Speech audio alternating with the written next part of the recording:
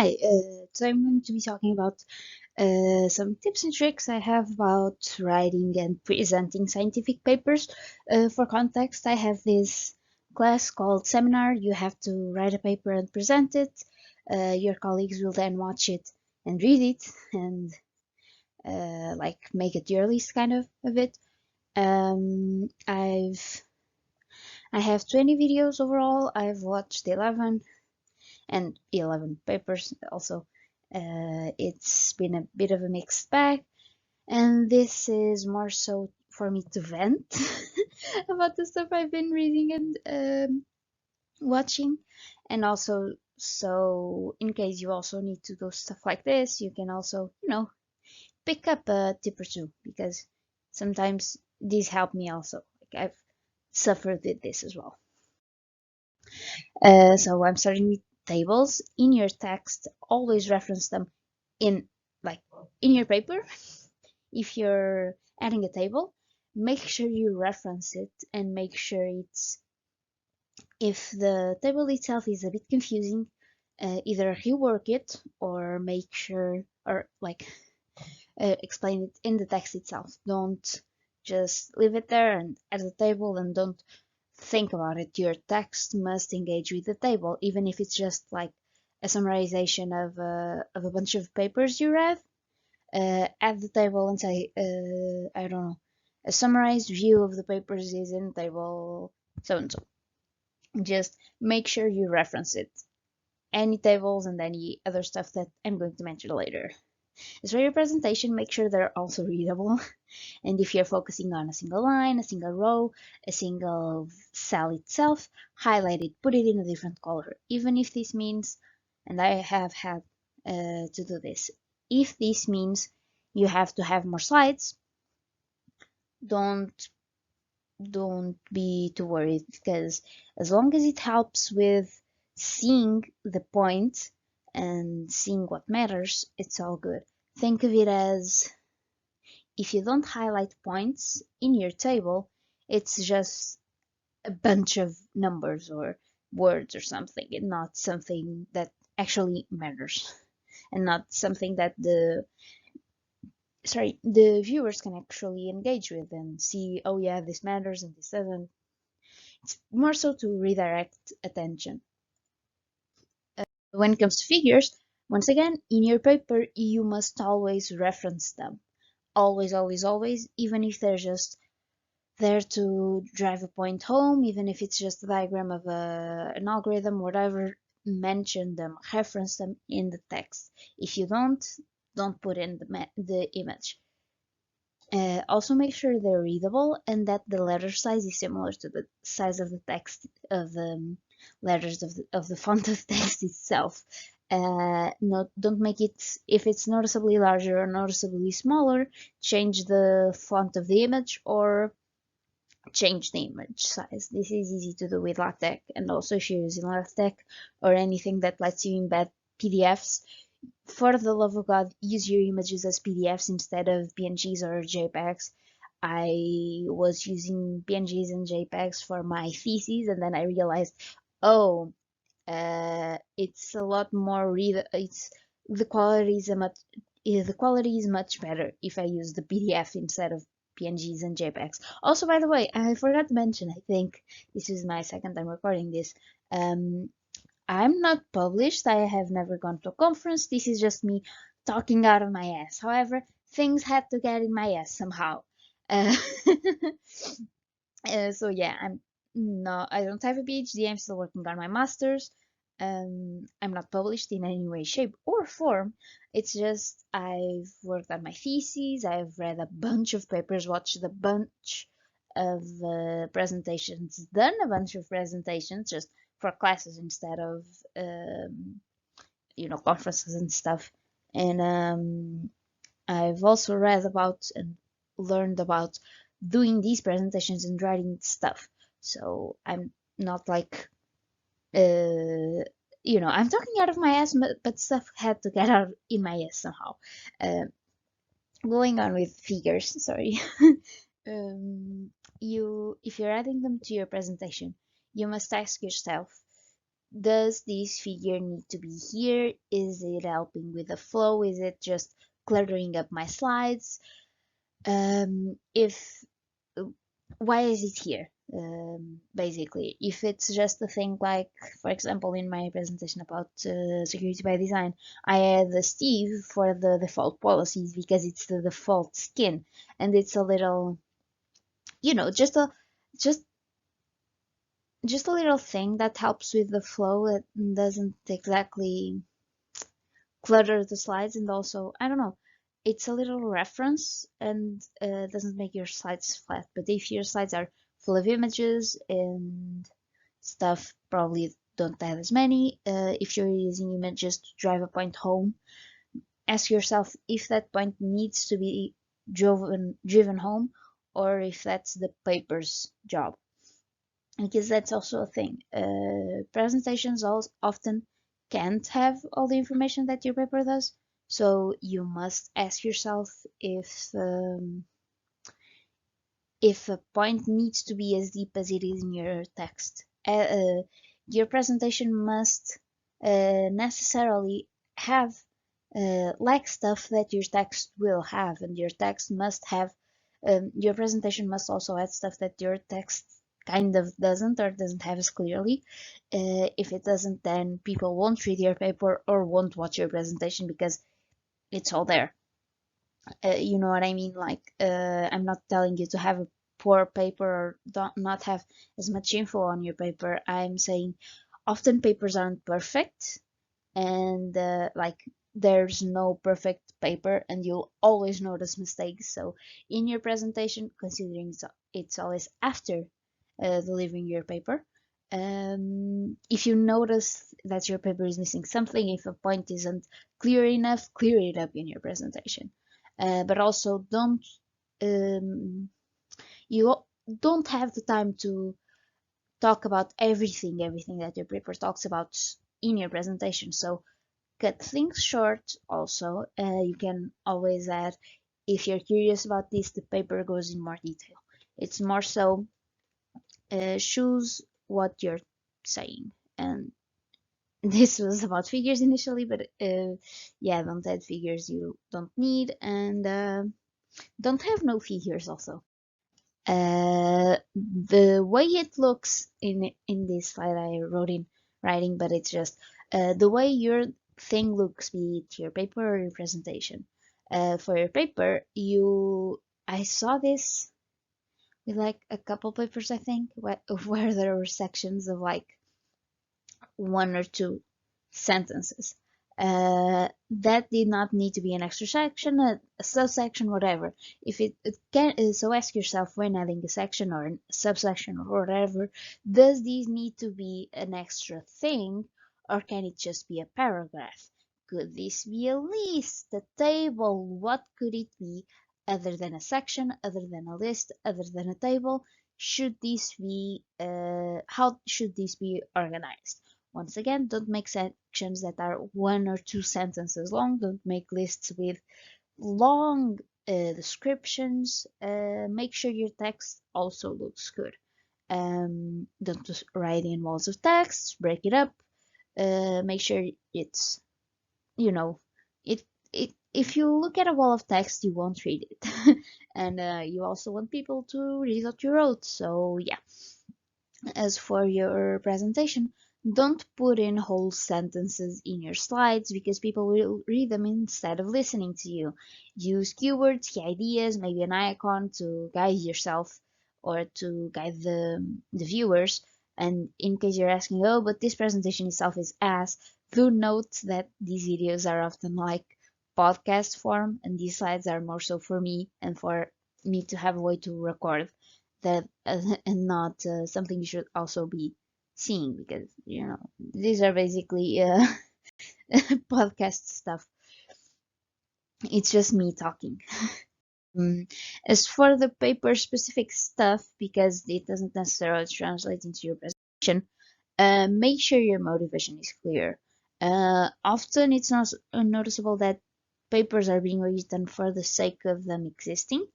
normally in school stuff, but it's always better to make sure your motivation is clear. Why does this matter? Why are you writing 10 pages of this? Why are you using this data and not? Why are you comparing, I don't know, uh, electronic ID stuff in Europe? Why are you doing this? Are there any unanswered questions here? Because if you don't, it looks like, okay, but I read 10 pages for what? So make your motivation clear. As far as writing itself, make sure it's decent, preferably it's good. Um, this is kind of an old point, but I've spent a lot of my colleagues' papers mentally correcting their English. And I'm exhausted. I've done this too many damn fucking times. Let me just read your paper and not think about correcting it. People will get trapped up in correcting you instead of engaging with your ideas. Like I am. When you have references, which you always do, make sure they're there and make sure there are no hanging references. If you use big tech, make sure that everything you cite, the IDs are also they exist. Make sure your your reference part doesn't have like weirdly formed, malformed references. So acronyms and stuff. Make sure it all works and it all looks good and stuff. If you're referencing a tool or a website, in my opinion, don't use a reference. Use a footnote.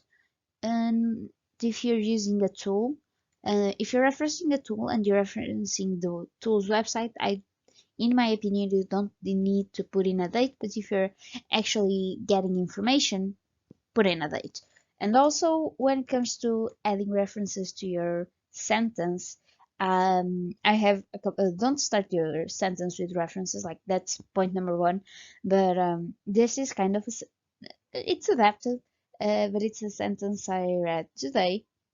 It was this paper published in 2004, 3, mentions that x equals y. This doesn't look good, this doesn't sound good, this doesn't flow good.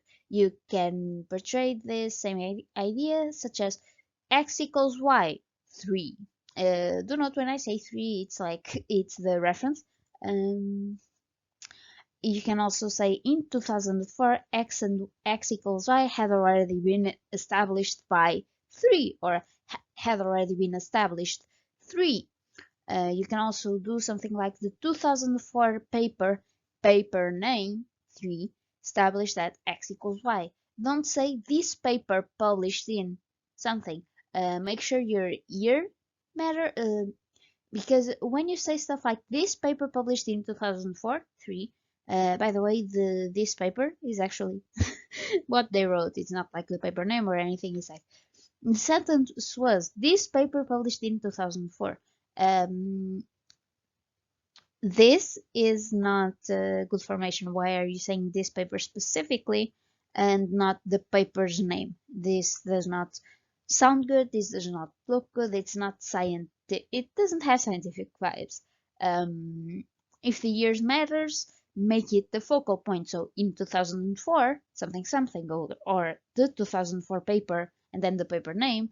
Something like that. Names of papers can be referenced. Don't make sure your references actually they either work as a sideline thing or as something that is a part of your sentence. Don't use it as a weird mix of both, and don't say this paper published in 2004. Say something else, please, for the love of God. A couple of rules of thumb my advisor gave me when I had to deliver my introduction and state of the art in January. For context, the introduction also always has context and motivation, and state of the art is just state of the art. I didn't write it down here, but first things first. Don't start your chapter with a section straight off the bat. You have to introduce the sections before doing anything, even if it's just in this chapter we will be exploring X, Y, and Z. Just say something. Um, anyways, in your context, he said everything's flowery, it's all good, it's all wonderful, it's we live in a beautiful, beautiful world where beautiful, beautiful things happen. In your motivation, you take off your rose tinted glasses and go, okay, but let's be realistic. Are there security issues? Are there issues? There's something up here. And yeah, and stuff.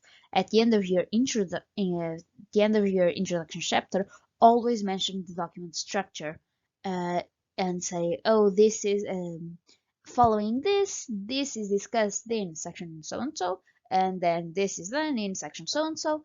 This is a convention. Like this is a thing everybody does. A lot of people will only read your intro will only read the introduction chapter and from there read the sections that make sense. So it's a rule of thumb, always do this. In your state of the arts, you're supposed to have what other people have done about the stuff that you mentioned in your motivation. What can we learn from them? What can we steal from them? Like, uh, yeah, you can actually steal ideas as long as you credit them. Make sure their contributions are obvious.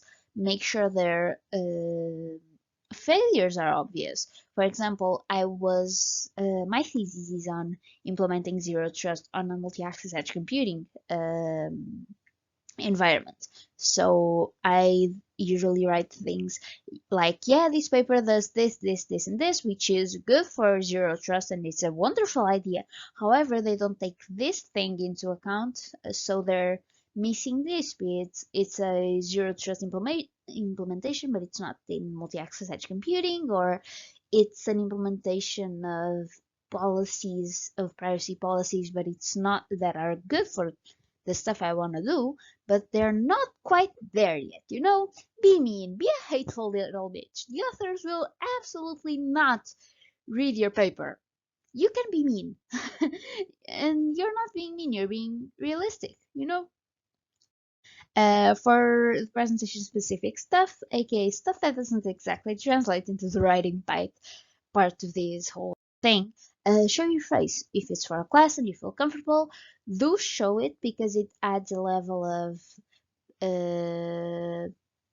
like it's not a robot talking, it's a person that has beats, certain facial expressions, certain hand gestures. By the way, my hands are moving like crazy. I'm not showing my face because I don't feel comfortable doing that.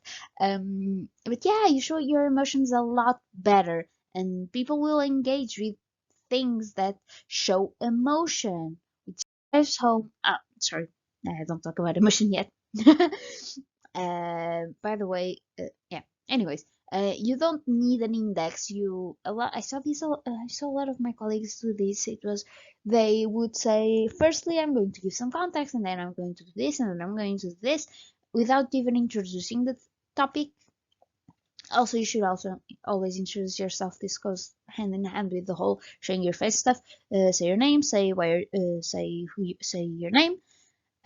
Sometimes say your class. Just say who you are.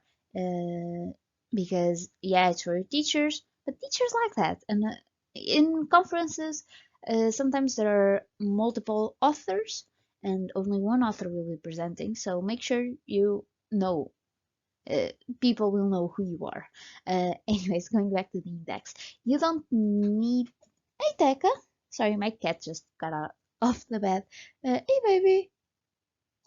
Okay. Anyways, um, you don't exactly need an index because often it's just minutes spent talking, like saying, "Oh, we're going to do this, this, this, and this," but you don't even have the context cleared out. You can do something kind of like I did in the presentation about security by design, which is sneakily at it. So, for example, I was saying I established the context and then I said, so now I think it was something along the lines of Firstly, I established why security by design was a thing, why companies co-opting the term was bad, and then I said so. Firstly, I'm going to mention what security by design means. Then I'm going to talk about the company's approach, and finally, I'm going to draw some conclusions, so draw some comparisons. Adding it sneakily into your introduction is a wonderful idea that you should definitely do. It's a lot less clunky, and it's if you need an index, like your teachers want you to mention what you're going to talk about, it's a way to make it not clunky. Also, exactly, I was going to talk about this in the show your face stuff, but this presentation, well, podcast video thingy I was preparing this stuff as I was looking through the notes I'm writing down for my colleagues because I have to, rank them and stuff. So it's good to, given it's 20 fucking papers and 20 fucking presentations, it's easy to write down what they're doing so I can easily say, oh, you go above this person, below this person. But yeah, have energy. I know you're tired. I'm tired. Everyone's tired. But if you don't show any emotion, if you don't show any energy, your audience will mimic that emotion. If you're reading, you shouldn't be reading. First thing, I saw a lot of colleagues like clearly had a script ready and were just reading off of it. Even if you think people can tell, we can tell. First off, and it's not good. It shows that you're not actually as comfortable in your stuff. Yeah, I think that's all. I still have 8 papers to go. If I remember more stuff, I guess I'll come back to this presentation and just record some more slides and republish the video. I guess I don't know. Bye.